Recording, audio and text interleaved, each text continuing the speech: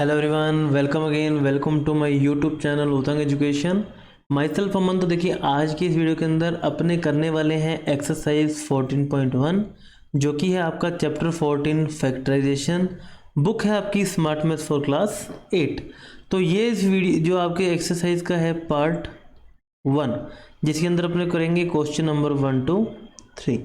तो फैक्टरेशन क्या होता है? जो भी आपको अलजेब्रिक एक्सप्रेशन दिया हुआ है उसको आपको फैक्टर्स में कन्वर्ट करना है। तो जैसे जैसे इसके क्वेश्चंस आएंगे उसके अकॉर्डिंग अपने सीखते जाएंगे कि इनको कैसे करना होता है। तो अपने बात करते हैं यहाँ पर क्वेश्चन नंबर 1 की। तो क्वेश्चन नंबर 1 में देखिए, factorization of 12m² minus 15mn³। तो यहाँ पर अगर हम बात करें, एक एक्सप्रेशन के अंदर एक टर्म है, जैसे मान लीजिए ये है 12m²। इसकी अगर अपने फैक्टर्स करें तो इसके फैक्टर्स आपके पास हो जाते हैं 12 इंटू एम इंटू एम। ठीक है, अब इन फैक्टर्स में से अगर ये कॉमन आता है तो उसको अपने ले लेते हैं बाहर और अंदर रह जाएंगे जो उसके क्या हो जाएंगे, कॉमन फैक्टर्स हो जाएंगे। तो यहाँ पर अगर मैं 12 की बात करूँ तो 12 को मैं लिख सकता हूँ 3 इंटू 4 और m², m into M. Minus 15 को अपन लिख सकते हैं 3 इंटू 5, m इंटू n³ है, तो यहाँ पर अपन लिख देते हैं n into n into N. तो यहाँ पर आप सबसे पहले देखेंगे, एक तो आपके पास कॉमन फैक्टर 3 है, तो मैं लिख लूँगा बाहर 3। उसके बाद आपके पास कॉमन फैक्टर है m, तो मैंने m को लिख लिया बाहर। तो यहाँ पर देखिए अंदर आपके बचा, यहाँ पर देखिए ये m और 3 बाहर निकल गया, तो बचा आपके पास 4m। माइनस 3 बाहर निकल गया, m बाहर निकल गया, तो आपके पास बचा 5n³। तो ऑप्शन देख लेंगे यहाँ पर 3m multiply by 4m minus 5n³। So option 1 is the correct answer. ठीक है, बात करते हैं अपने बी पार्ट की। तो बी पार्ट में देखिए इसके इक्विवेलेंट क्या है। अब इसको इसके फैक्टर अपने को करते हैं बाय ग्रुपिंग। ग्रुपिंग का मतलब एक जैसे जो नंबर्स जो आपकी टर्म्स हैं उनके एक पे एक साथ लेके आना। तो यहाँ पर देखिए मैं इसको लिख देता हूँ ax minus ay plus by minus bx। ठीक है, या फिर इसको अपने एक चीज़ और ऐसे लिख सकते हैं माइनस bx प्लस by, क्योंकि x और y अपने आगे पीछे एक जैसे लिख लेते हैं। तो अब इन दो, अगर इन ग्रुप्स की बात करें, यहाँ से आपका a कॉमन आ रहा है तो a को मैंने ले लिया बाहर, तो आपके हो जाएगा x माइनस y। और यहाँ पर अगर आप देखेंगे, यहाँ पर आपके पास कॉमन आ रहा है b, लेकिन यहाँ पर माइनस है, तो मैं माइनस b ले लेता हूँ कॉमन। ठीक है, तो यहाँ पर हो जाएगा आपके पास x माइनस y। अब यहाँ पर माइनस कैसे आ गया? यहाँ तो सर प्लस था, यहाँ माइनस कैसे आ गया? तो देखिए जब भी आप माइनस का अंदर मल्टीप्लाई करते हैं तो minus B into X minus B X minus B into Y minus minus plus B Y हो जाएगा। ठीक है, मतलब मल्टीप्लाई करने पर आपके पास वो सेम चीज़ आ जाएगी। तो यहाँ से अगर आप देखेंगे एक्स माइनस वाई आपका आ रहा है यहाँ पर कॉमन। ठीक है, तो यहाँ पर अपन देखते हैं A minus B multiply by X minus Y. तो option 1 is the correct answer again. ठीक है, नेक्स्ट अपने बात करते हैं सी पार्ट की। तो सी पार्ट में अगर आप देखेंगे कि सिमिलर जो यहाँ पर देखिए r², यहाँ पर r², इनको अपने जो ग्रुप्स हैं उनको एक तरफ लेके जाते हैं, तो p²q माइनस pq।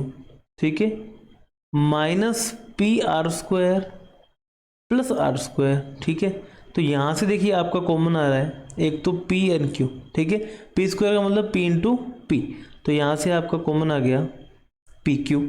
तो pq कॉमन आया तो बचा सिर्फ p माइनस। अब यहाँ से देखिए एक चीज़ आपको हमेशा ध्यान रखनी है, जो 1 होता है वो भगवान की तरह होता है, वो होता सबके साथ है लेकिन दिखता नहीं है। मतलब यहाँ से अगर पूरा pq निकल गया तो कुछ तो यहाँ पर होगा, यहाँ पर है क्या 1, तो मैं यहाँ पर लिख लेता हूँ 1 माइनस, यहाँ से हमने कॉमन लिया माइनस का r², तो माइनस का r² कॉमन लेने पर यहाँ पर आएगा p माइनस 1। ठीक है, तो p माइनस 1 जो है आपका यहाँ पर बच गया। और यहाँ से अपने देखते हैं, यहाँ से ले लेते हैं pn³। ठीक है, तो p माइनस 1 और pq माइनस r²। तो यहाँ पर अगर अपन देखेंगे तो p माइनस 1 अपने ले लिया common. So option 4 is the correct answer students for फिर क्वेश्चन सी। एंड अब अगर अपने बात करें यहाँ पर डी पार्ट की, कॉमन फैक्टर्स। अब यहाँ पर आपको बताने हैं कॉमन फैक्टर्स। तो 17 ABC, उसके बाद बात करें 34 AB स्क्वायर, उसके बाद बात करें 51 A स्क्वायर B। तो यहाँ पर अगर अपन इसके फैक्टर्स करें तो ये हो जाएगा 17 multiply by A multiply by B and multiply bye C। 34 की अगर अपन बात करें ये होता है आपका 17 multiply by 2 multiply by A multiply by B square का मतलब B इंटू B। 51 की बात करें 17 into 3 multiply by A multiply by A and multiply bye B। तो यहाँ पर अगर आप देखेंगे सबसे पहला आपके पास कॉमन आ रहा है 70, ठीक है, तो अपने लिख देते हैं कॉमन फैक्टर्स में 17। उसके बाद देखिए A यहाँ पर भी है, यहाँ पर भी है, यहाँ पर भी है, तो लिख देंगे A। उसके बाद देखेंगे B, तो B यहाँ पर भी है, यहाँ पर भी है और यहाँ पर भी है, तो ये आपके पास आ गया B। So 17 AB is your answer for part D. तो यहाँ पर 17 AB देखेंगे, so option 2 is the correct answer students, ठीक है। अब अपने बात करते हैं क्वेश्चन नंबर 2 की। तो क्वेश्चन नंबर 2 के अंदर देखिए क्या कहना चाह रहा है, find the HCF of following monomials.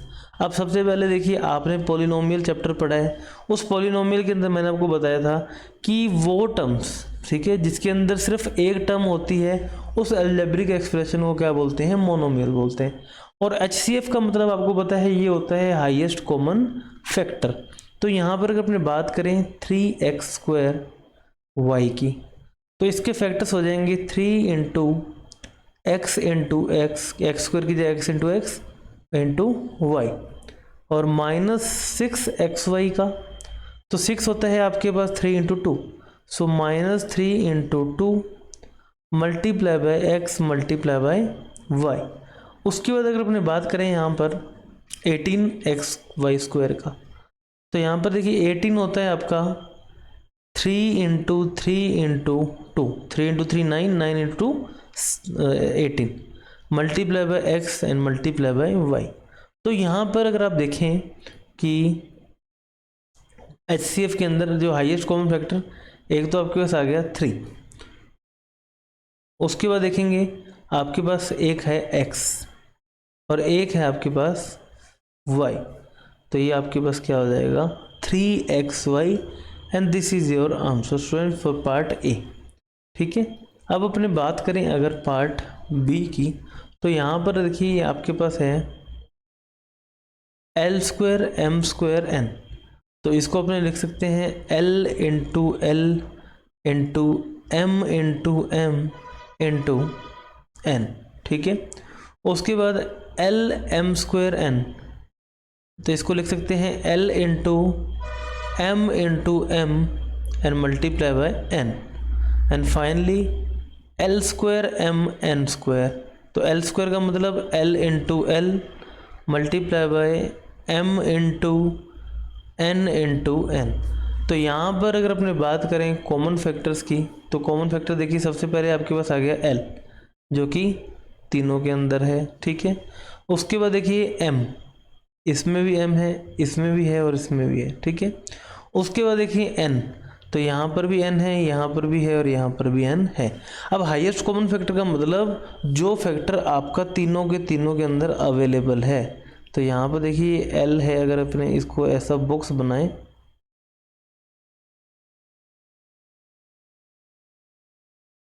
ठीक है, और यहाँ से आपका एक N है जो कि सबके अंदर अवेलेबल है। तो यहाँ से आपके पास जो आंसर आ जाएगा वो आ जाएगा L M और N। ये हो गया स्टूडेंट्स आपका आंसर सेकंड के बी पार्ट का, ठीक है। अब अपने बात करते हैं इसके सी और डी पार्ट की।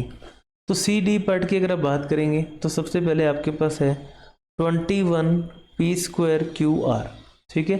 तो 21 को आपने लिख सकते हैं 7 इंटू 3 इंटू पी स्क्वायर का मतलब P into P multiply by Q into R, ठीक है।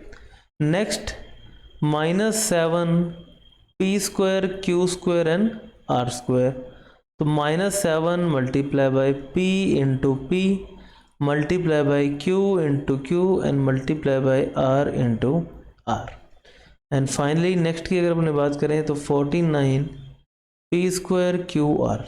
तो 49 आपको पता है इसके फैक्टर्स क्या होते हैं, 7 into 7 multiply by P into P multiply by Q into are.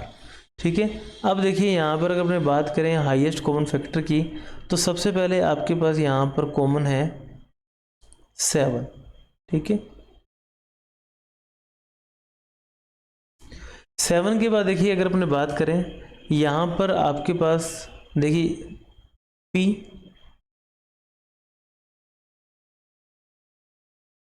Again एक और P। ठीक है, तो Q देखिए यहाँ पर एक Q है और R है, यहाँ पर भी QR है, तो मतलब एक QR।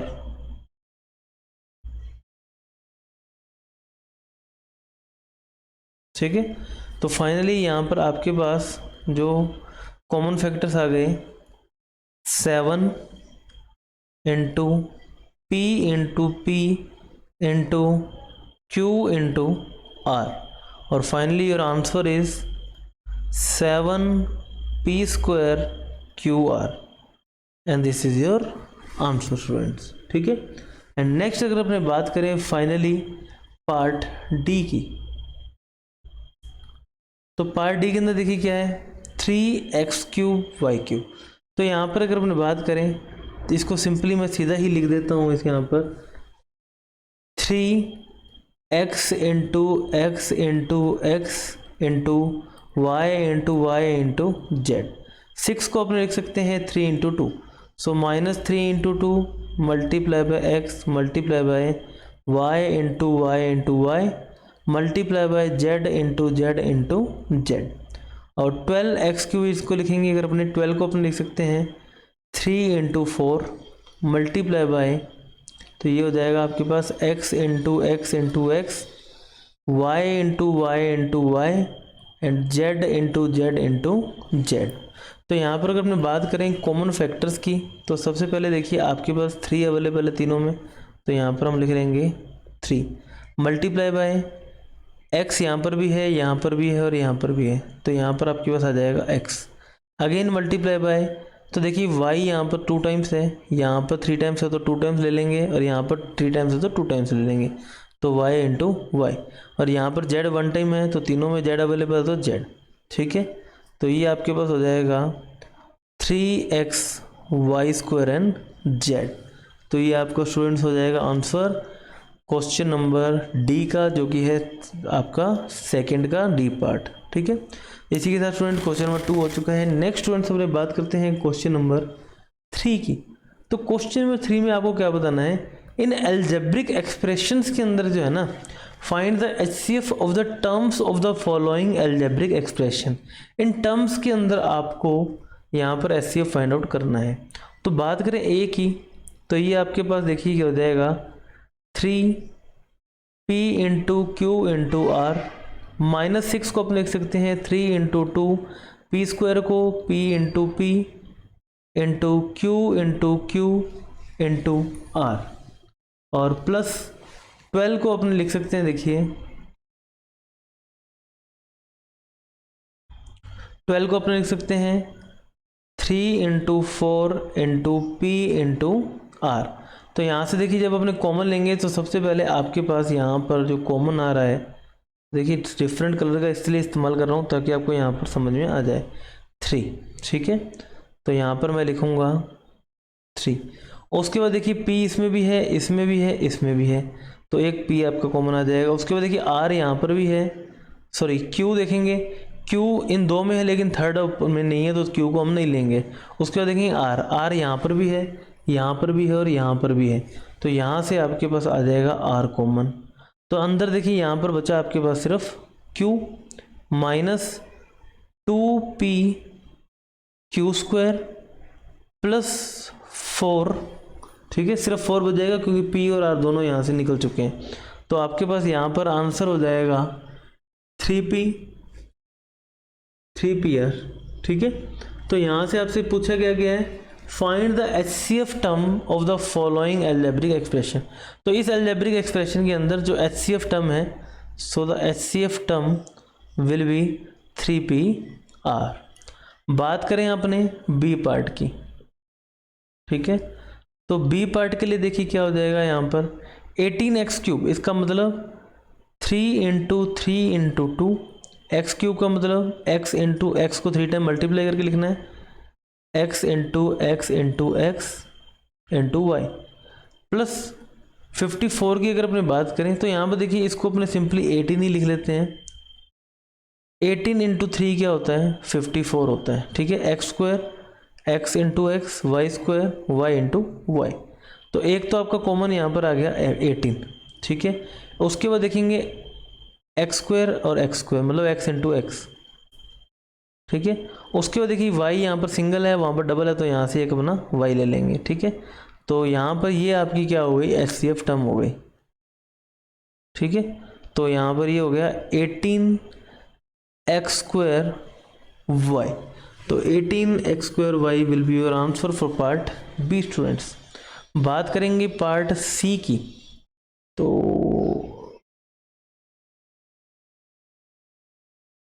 ठीक है, तो सी पार्ट में देखेंगे -15, तो 15 को मैं लिख सकता हूँ, देखिए 5 इंटू 3 इंटू ए, b³ को b into B into B, ठीक है, प्लस 45 को 5 इंटू 3 इंटू 3 या 5 इंटू 9 है ना, और इंटू a² को a इंटू ए, b² को b into B and c² को c इंटू सी, प्लस 25 को 5 into 5 and multiply by a into C. तो यहाँ पर देखेंगे 5 इसमें भी है, इसमें भी है, इसमें भी है, तो आपकी HCF टर्म जो है वो हो जाएगी सबसे पहले तो 5। उसके बाद देखिए 3 की बात करेंगे, तो 3 यहाँ है, लेकिन यहाँ पर नहीं है तो नहीं लेंगे।